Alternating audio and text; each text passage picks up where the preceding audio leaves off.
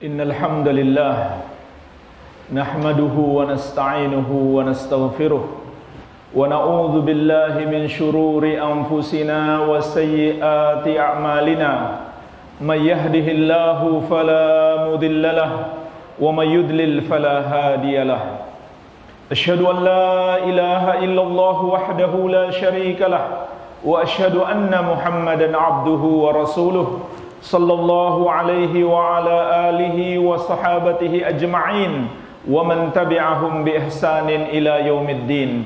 Ya ayyuhalladzina amanu taqullaha haqqa tuqatih wa la tamutunna illa wa antum muslimun.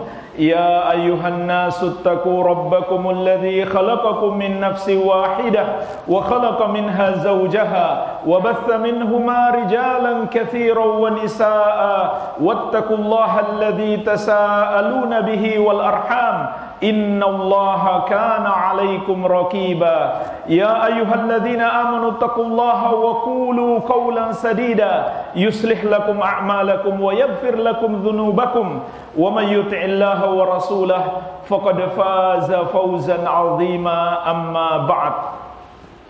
Fa ikhwani fid din, kaum muslimin jamaah salat Jumat yang saya cintai dan saya muliakan, semoga Allah Azza wa Jalla senantiasa mencurahkan rahmatnya kepada kita sekalian.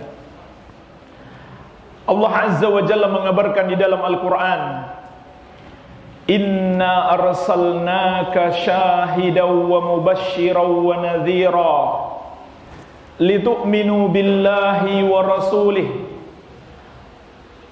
wa tu'azziruhu wa tuwakkiruhu wa tusabbihuhu bukratan wa asila. Sesungguhnya kami mengutus engkau wahai Muhammad untuk menjadi saksi dan untuk memberi kabar gembira dan peringatan, agar kalian wahai manusia beriman kepada Allah dan beriman kepada Rasulnya, dan kalian menolong Rasulnya, membela Rasulnya, dan memuliakannya,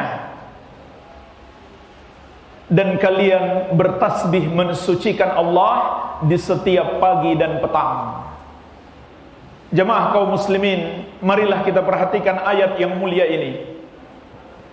Allah Azza wa Jalla menjelaskan kepada kita, Rasulullah sallallahu alaihi wasallam diutus yang pertama untuk menjadi saksi.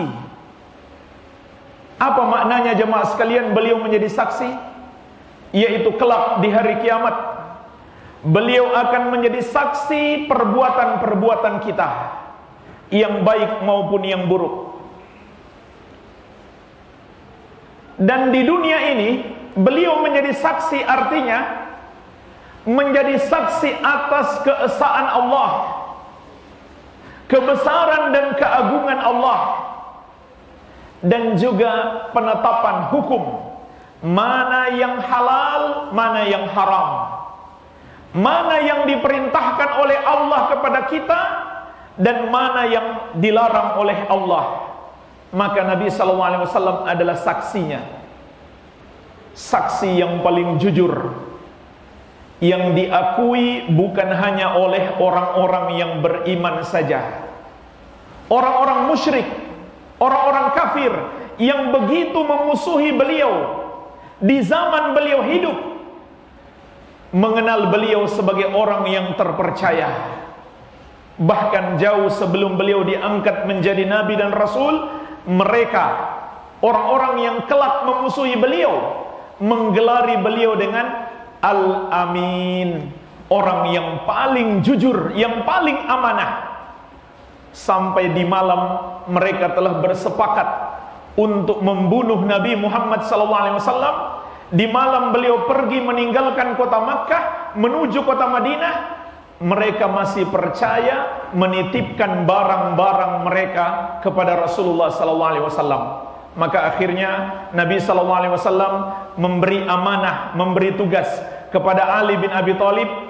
Karena beliau akan segera berhijrah, beliau beri tugas kepada Ali bin Abi Thalib untuk mengembalikan barang-barang titipan tersebut. Padahal mereka memusuhi beliau.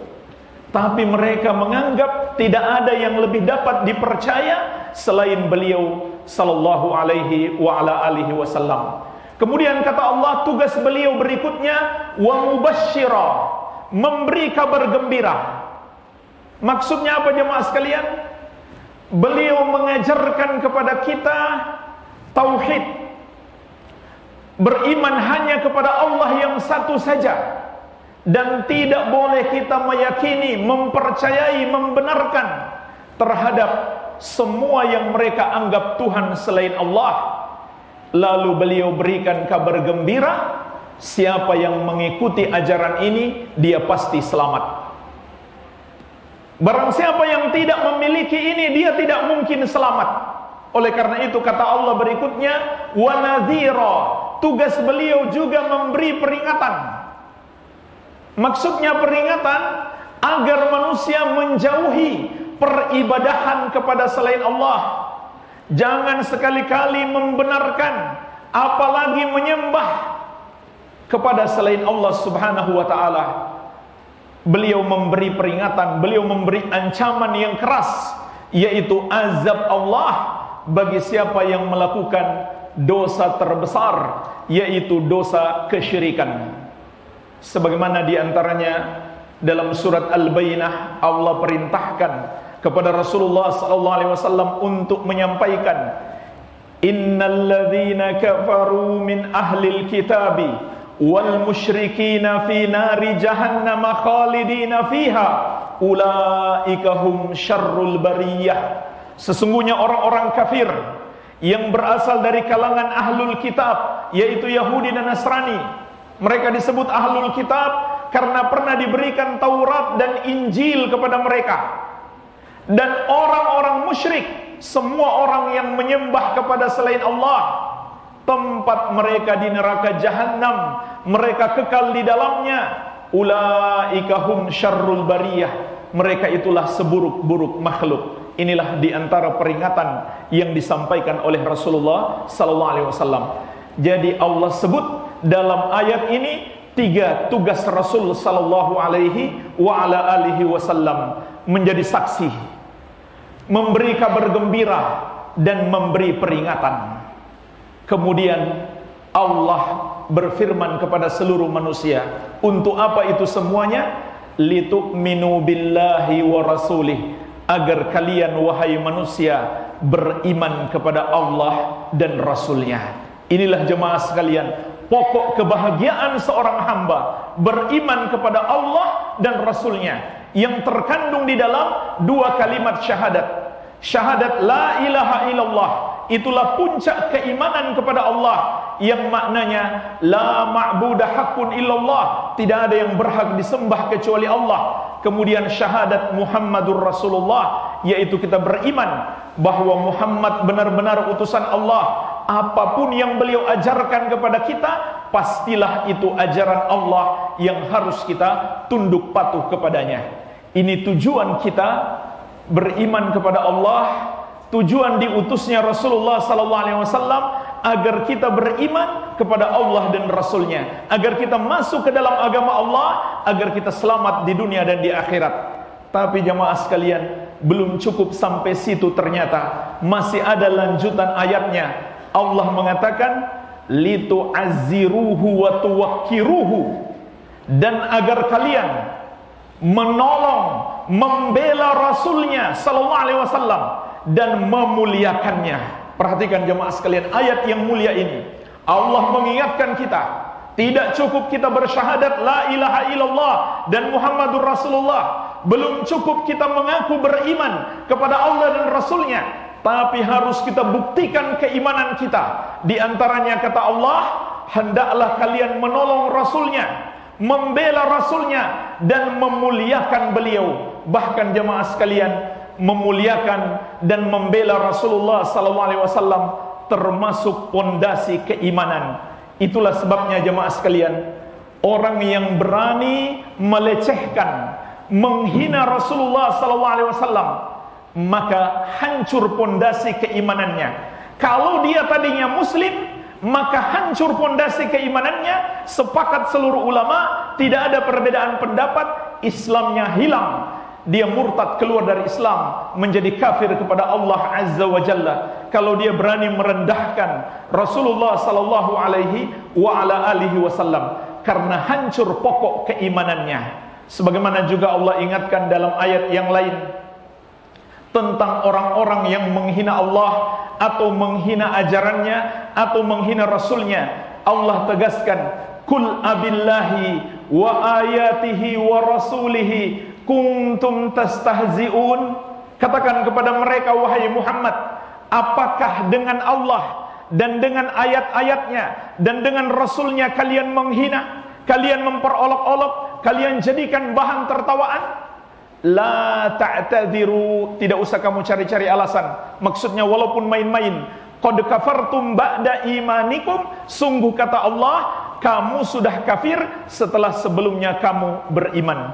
Jadi jemaah sekalian, tidak memuliakan Rasulullah sallallahu alaihi wasallam, melecehkan beliau, merendahkan beliau, itu adalah pembatal keimanan apabila yang melakukannya adalah seorang muslim. Sebaliknya, memuliakan Nabi Muhammad sallallahu alaihi wasallam dan membela beliau, menolong beliau, termasuk bagian dari keimanan. Allah ingatkan dalam ayat yang mulia ini, belum cukup kita mengaku beriman kepada Allah dan Rasulnya, tapi harus kita buktikan, kita bela beliau, kita tolong beliau, dan kita selalu memuliakan beliau.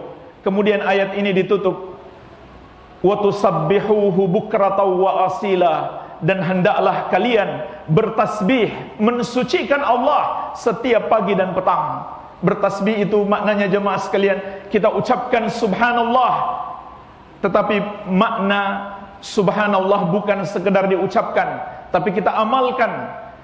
Oleh karena itu harus kita pahami maknanya. Subhanallah, maha suci Allah, artinya kita sucikan Allah dari kesyirikan dan kekufuran, dan dari ucapan-ucapan yang tidak layak bagi Allah. Kalau kita masih melakukan dosa yang Allah murkai tersebut, maka tidak ada gunanya kita ucapkan subhanallah, karena berarti kita tidak amalkan. Di ayat yang lain jemaah sekalian, Allah subhanahu wa ta'ala berfirman, falladzina amanu bihi wa azzaruhu wa nasaruhu wa yu'minu bin nuril ladzi unzila ma'ah ulaika humul muflihun. Maka orang-orang yang beriman kepada Nabi Muhammad sallallahu alaihi wasallam serta memuliakannya dan menolongnya dan beriman kepada ajaran yang beliau bawa, mereka itulah orang-orang yang beruntung. Surat Al-A'raf ayat 157. Allah menyampaikan kepada kita 4 yang harus kita miliki untuk mendapatkan keberuntungan. Dan keberuntungan itu maknanya kita selamat dari azab Allah di dunia dan di akhirat. Apa 4 itu? Yang pertama kata Allah, beriman kepada Nabi Muhammad sallallahu alaihi wa ala alihi wasallam. Yang kedua, memuliakan beliau, mengagungkan beliau. Jadi enggak cukup kita katakan beriman, tapi kita juga harus mengagungkan beliau, karena itu bukti keimanan.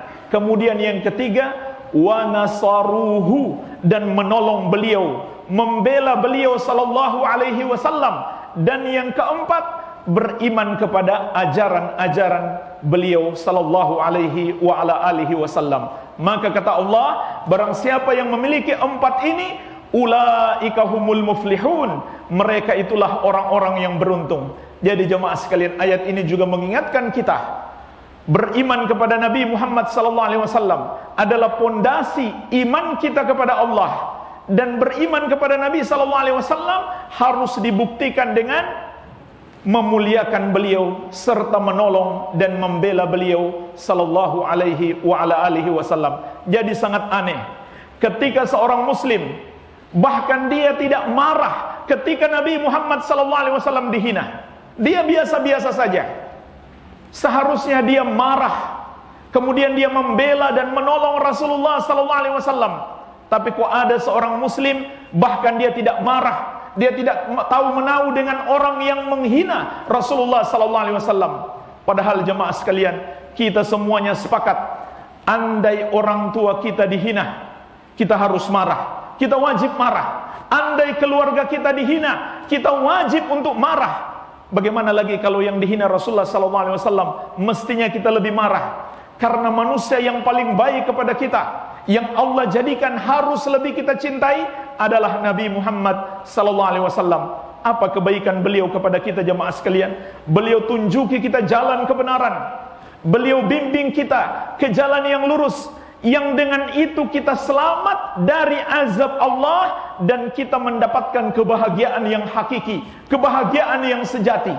Inilah jemaah sekalian manusia yang paling baik kepada kita, manusia yang paling besar jasanya dalam hidup kita, dan manusia yang paling hebat perjuangannya dan pengorbanannya untuk kebahagiaan kita. Dialah Nabi kita yang mulia Muhammad SAW. Maka wajib kita marah kalau ada orang yang melecehkan dan menghina beliau. Sungguh aneh kalau ada seorang muslim, dia semangat beragama, lalu ketika ustadznya dihina dia marah, kiainya dihina dia marah, ormasnya dihina dia marah. Tapi Nabi Muhammad SAW dihina, dia katakan kami memaafkan. Jemaah sekalian, ini pemaafan yang salah tempat. Memaafkan itu betul sifat umat Islam dan sifat Rasulullah SAW. Tapi menghina Rasulullah SAW lalu kita maafkan, itu salah penempatan. Yang berhak memaafkan itu adalah Allah dan Rasulnya. Bagaimana caranya dia dapat pemaafan? Dia harus taubat kepada Allah. Bagaimana cara taubatnya? Dia masuk Islam. Itu satu-satunya cara orang minta maaf kalau dia menghina Rasulullah SAW. Tidak ada cara yang lain. Andai dia masuk Islam, dia betul-betul bertobat kepada Allah, barulah kita maafkan. Karena dengan begitu kita mengetahui Allah dan Rasulnya telah memaafkan dia. Tapi selama dia belum bertobat, dia belum masuk Islam, kemudian kita katakan kita maafkan, itu salah penempatan dalam pemaafan. Wabillahi taufik walhamdulillahi rabbil alamin.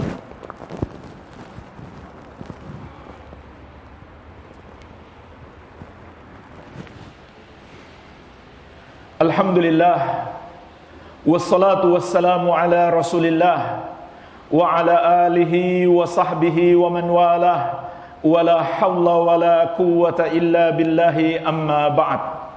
Fa ikhwani fid din, jamaah kaum muslimin yang saya cintai dan saya muliakan, rahimani wa rahimakumullah. Semoga Allah Azza wa Jalla senantiasa mencurahkan rahmatnya kepada kita sekalian. Sebagai penutup khutbah kita, maka bagaimana caranya kita membela dan menolong Rasulullah sallallahu alaihi wa ala alihi wasallam? Ketahuilah jemaah sekalian, kita sebagai masyarakat biasa, bukan pemerintah. Kita sebagai masyarakat, cara kita menolong Rasulullah sallallahu alaihi wasallam ada dua sisi. Ada dua sisi atau dua bentuk pertolongan kepada Nabi sallallahu alaihi wasallam. Yang pertama adalah kita pelajari dengan benar ajaran-ajaran Nabi Muhammad SAW. Kemudian kita amalkan, kita praktekkan dalam kehidupan kita. Dan kita ajarkan, kita dakwahkan seluas-luasnya. Dimulai dari keluarga kita sendiri. Inilah jemaah sekalian, sisi yang pertama.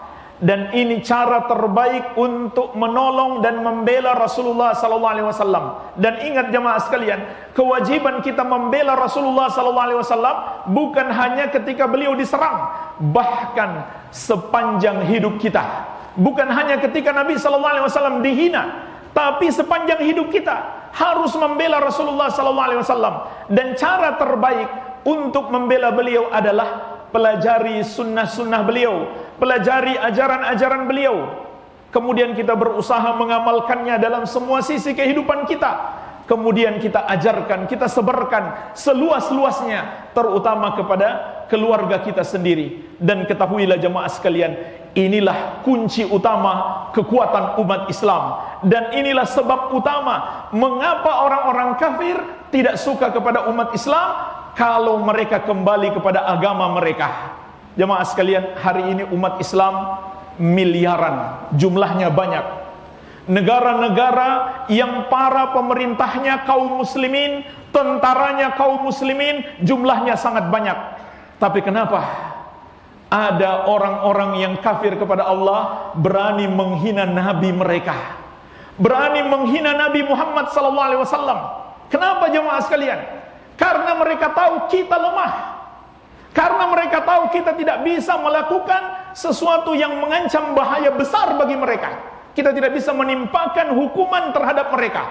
Mereka tahu kita sedang lemah. Lalu jemaah sekalian, bagaimana agar kita menjadi umat yang kuat? Tidak ada jalan lain kecuali kembali kepada ajaran Rasulullah sallallahu alaihi wasallam, sebagaimana beliau bersabda, "Idza tabaya'tum bil 'ainah wa akhadtum adnabal baqari wa raditum biz-zar'i wa taraktumul jihad, sallatallahu 'alaikum dhullah." Kalau kalian telah melakukan jual beli dengan cara inah, yaitu dengan salah satu bentuk riba, dan kalian telah memegang ekor-ekor sapi dan ridho dengan pertanian, maksudnya cinta dunia, dan kalian tinggalkan jihad fi sabilillah, kalian tinggalkan amal-amal saleh, maka Allah akan menghinakan kalian. Allah akan jadikan kalian hina, remeh, lemah. Tidak ada kemuliaan kalian di mata musuh-musuh kalian. Penyebabnya apa jemaah sekalian? Karena dosa-dosa kita, melakukan apa yang Allah larang, meninggalkan apa yang Allah perintahkan. Lalu solusinya bagaimana? Kata Nabi sallallahu alaihi wasallam, la yanzi'uhu ankum hatta tarji'u ila dinikum. Allah tidak akan menghilangkan kelemahan dan kehinaan kalian sampai kalian kembali kepada agama kalian. Inilah jemaah sekalian satu-satunya cara agar kita menjadi umat yang mulia, umat yang kuat. Kita kembali kepada agama kita. Jangan kita berpikir kita menjadi umat yang kuat semata-mata karena sumber daya alam kita, militer kita, ekonomi kita, pemerintahan kita, negara kita. Tidak jemaah sekalian, semua itu tidak berarti kalau kita tidak kembali kepada agama kita. Dan cara untuk kembali kepada agama kita dimulai dari mempelajari apa saja yang diajarkan oleh Rasulullah SAW kepada kita, kemudian kita amalkan dan kemudian kita sebarkan. Inilah sisi yang pertama. Sisi yang kedua jemaah sekalian, yang bisa kita lakukan untuk membela Rasulullah SAW adalah membantah ucapan-ucapan mereka yang buruk kepada Rasulullah SAW. Seperti kartun yang mereka buat di Perancis itu menggambarkan Rasulullah SAW mendukung ajaran terorisme. Maka kita bantah mereka jemaah sekalian. Islam sedikit pun tidak memerintahkan kita untuk melakukan aksi terorisme. Bahkan Islam menyuruh kita untuk menjaga manusia, menjaga keamanan, menghilangkan sesuatu yang mengganggu dari jalan. Perhatikan sabda Nabi sallallahu alaihi wasallam, al-imanu bid'un wa sab'una syu'bah, fa'alaha qawlu la ilaha illallah, wa adanaha imatatul adha anit tariq, wal haya'u syu'batun minal iman. Iman itu ada 70 lebih cabangnya. Cabang yang paling tinggi adalah la ilaha illallah, dan yang paling rendah adalah kita menghilangkan sesuatu yang mengganggu dari jalan. Dan malu itu bagian dari iman. Perhatikan jamaah sekalian, kita membiarkan sesuatu. Kalau kita lewat di satu jalan, ini kok ada batu, kalau orang lewat dia bisa celaka, kalau mobil lewat dia bisa celaka. Maka jemaah sekalian, kalau kita biarkan, berarti kita tidak mengamalkan salah satu cabang keimanan. Padahal bukan kita yang naruh di situ. Apalagi kalau kita yang naruh di situ, lebih besar lagi dosanya. Kalau kita biarkan batu itu di jalan, atau duri di jalan, atau ada dahan di jalan, padahal kita mampu mengeluarkannya, kita sudah kena dosa. Apalagi kalau kita yang menaruh batu itu. Sekedar itu saja jemaah sekalian dilarang keras dalam Islam. Apalagi sampai menghilangkan nyawa yang tidak bersalah. Betul jemaah sekalian, dalam Islam ada hukuman mati, ada jihad, tapi itu ditujukan kepada orang yang tepat, bukan kepada orang-orang yang tidak bersalah. Sementara terorisme itu membunuh kepada orang-orang yang tidak bersalah. Itu bukan ajaran Islam. Ini contoh jemaah sekalian, kita bantah mereka. Dan masih banyak lagi tuduhan-tuduhan buruk mereka kepada Rasulullah SAW, yang kebanyakan itu dari kesalahpahaman mereka terhadap Nabi Muhammad SAW. Maka tugas kita mempelajari Islam yang benar agar kita bisa meluruskan mereka, kita bantah mereka. Ini kalau kita masyarakat. Tapi kalau kita pemerintah yang kuat, bisa lebih banyak yang kita lakukan, bisa lebih daripada itu. Andai penghina Nabi Muhammad SAW itu tinggal di satu negeri kaum muslimin, maka di semua buku fikih dari 4 mazhab, mazhab Hanafi, Maliki, Syafi'i dan Ahmad, semuanya sepakat wajib bagi pemerintah untuk memberikan hukuman mati.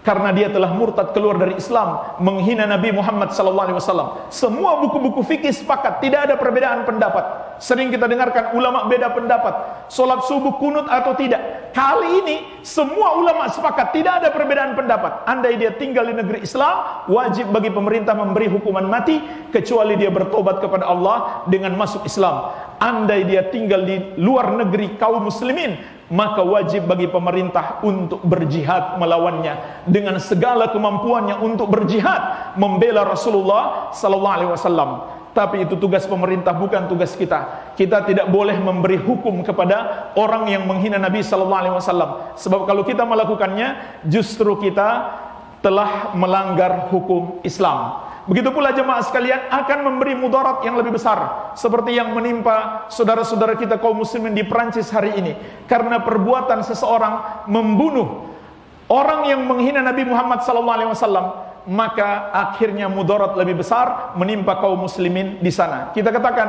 saudara kita yang membunuh penghina Nabi Muhammad SAW benar di satu sisi, tapi salah di sisi yang lain. Benar, memang dia harus dihukum mati, tapi yang melakukannya bukan dia, namun pemerintah. Itu dalam syariat Islam, yang berhak menghukum mati seseorang hanyalah pemerintah kaum muslimin. Di antara sebabnya agar jangan memunculkan mudarat yang lebih besar. Maka dia telah salah, saudara kita yang membunuh di Perancis itu, dia telah salah karena memunculkan mudarat yang lebih besar. Tapi kita tetap mendoakan semoga Allah mengampuni kesalahan-kesalahannya. Wabillahi taufiq. Allahumma salli ala Muhammad wa ala ali Muhammad kama sallaita ala Ibrahim wa ala ali Ibrahim innaka Hamidum Majid. Allahumma ighfir lil muslimina wal muslimat wal mu'minina wal mu'minat al ahya'i minhum wal amwat innaka sami'un qaribun mujibu da'awat. Rabbana atina fid dunya hasanah wa fil akhirati hasanah wa qina adzabannar. Wa sallallahu ala nabiyyina Muhammadin wa alihi wasallam walhamdulillahi rabbil alamin.